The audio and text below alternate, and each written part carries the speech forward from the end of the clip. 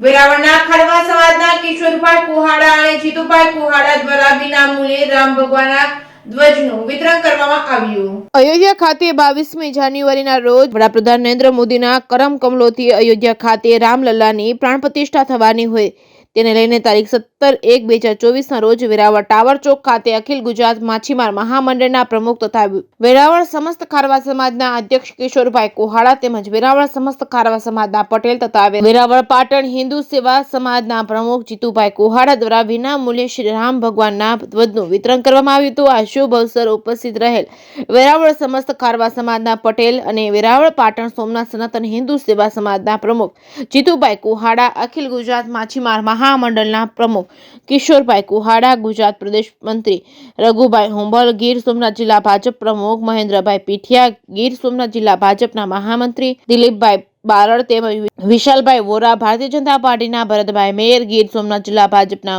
ઉપપ્રમુખ મંજુલાબેન સુયાણી, ગીર સોમનાથ જિલ્લા ભાજપના પૂર્વ ઉપપ્રમુખ ધનસુખભાઈ કુહાડા, વેરાવળ પાટણ શહેર ભાજપ પ્રમુખ દેવાભાઈ ધારેચા, નગરપાલિકાના પ્રમુખ પલ્લવીબેન જાની, ચેરમેન ચંદ્રિકાબેન સિકોતરિયા તેમજ ગીર સોમનાથ જિલ્લા ભાજપના રમતગમત સેલના સંયોજક વિમલભાઈ ફોફડી સહિતના તેમજ ખારવા સમાજના તમામ આગેવાનો તેમજ આ અવસરનો બોડી સંખ્યામાં હિન્દુ ભાઈઓ બહેનોએ પોતાના ઘર તેમજ ધંધા રોજગાર ઉપર લગાવવા માટે શ્રી રામ ભગવા ધ્વજનો લાભ લીધો હતો અને આહવાન કર્યું હતું। રિપોર્ટિંગ બાય દેવા રાઠોડ, સોમનાથ।